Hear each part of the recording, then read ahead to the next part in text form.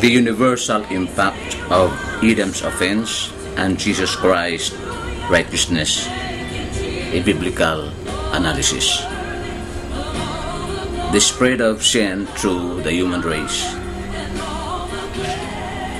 Therefore, just as through one man sin entered the world, and death through sin, and thus death spread to all men, because all sinned.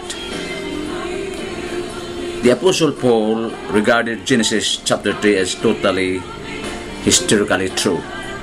According to Paul and Jesus, as he says in Matthew 19, 4-6, Adam and Eve were real people, and what they did has a lasting effect to the present day. It is important to understand that the Adam and Eve account is not an optional passage to be accepted or rejected or allegorized away. According to Paul's theme here in Romans chapter 5, you cannot take away Genesis 3 without taking away principles that lay the foundation for our salvation. According to Bruce, to Paul, Adam was more than a historical individual, the first man. He was also what his name means in Hebrew, humanity. The whole of humanity is viewed as having existed at first in Adam. Paul doesn't prove this. He simply accepts it true from Genesis 3. Sin entered the world through Adam. Significantly, Adam is responsible for the fall, not Eve. Eve was deceived when she sinned, but Adam sinned with full knowledge. 1 Timothy chapter 2, verse 14. God promised Adam, "In the day that you eat of it, you shall surely die." Genesis 2:17. The principle of death was introduced into the world when Adam sinned, and it has reigned on earth ever since. Every grave is mute evidence to the spread and reign of sin since the time of Adam. Since death and sin are connected, we can know that all men are sinners, because all are subject to death. A sinless man is not subject to death, but since every person is subject to death, even the smallest baby, it proves that all mankind sinned in Adam. This sounds odd to our even individualistic ears, but Paul clearly teaches that we all sinned in Adam.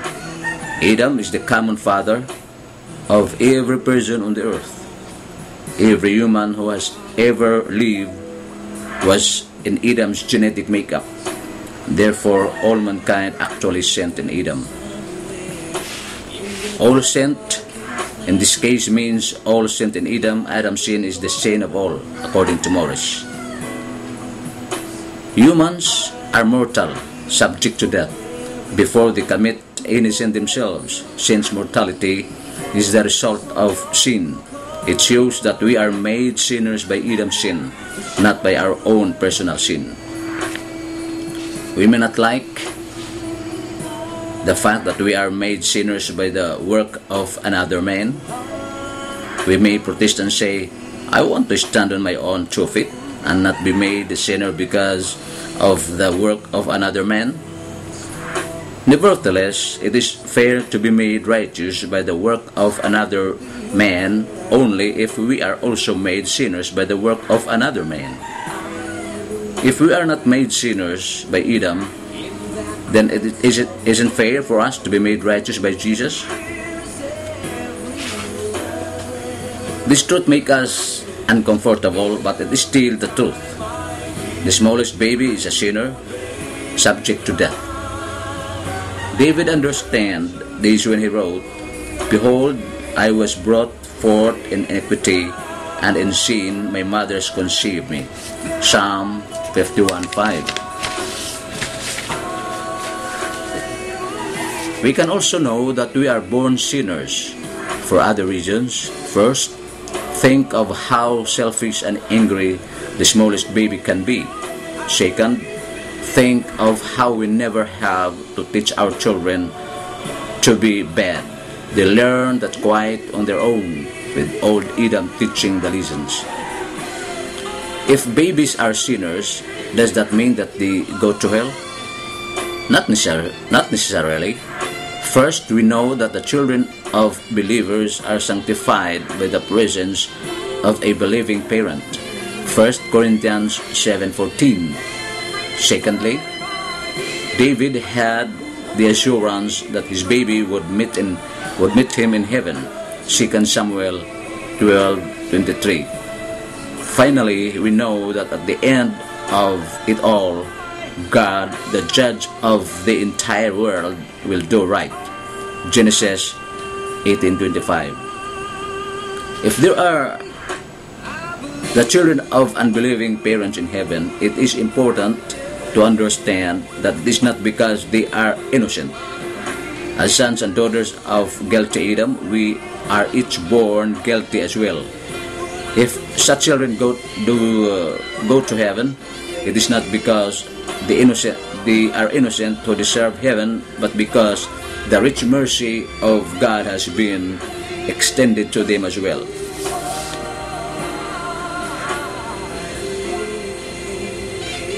The phrase, until the law, sin was in the world, but sin is not imputed when there is no law.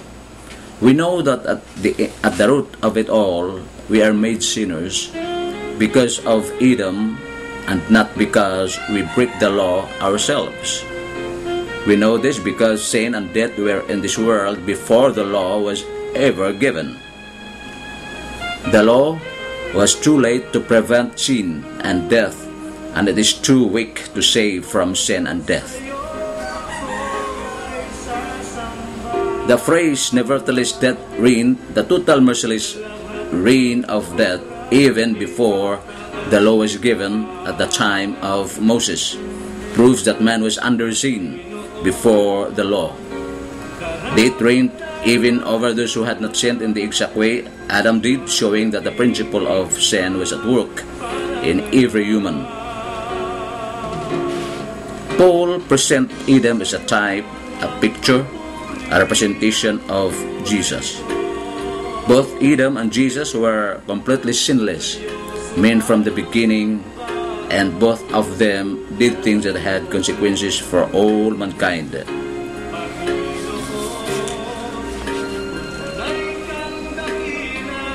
Contrast between Adam's work and Jesus' work. But the free gift is not like the first offense. For if by the one man's offense many died, much more the grace of God and the gift by the grace of the one man, Jesus Christ, abounded to many. And the gift is not like that which came through the one who sinned. For the judgment which came from one offense resulted in condemnation, but the free gift which came from many offenses resulted in justification. For if by the one man's offense death reigned through the one, much more those who received abundance of grace and of the gift of righteousness will reign in life through the one, Jesus Christ. Adam gave an offense that had consequences for the entire human race. As a result of Adam's offense, many died.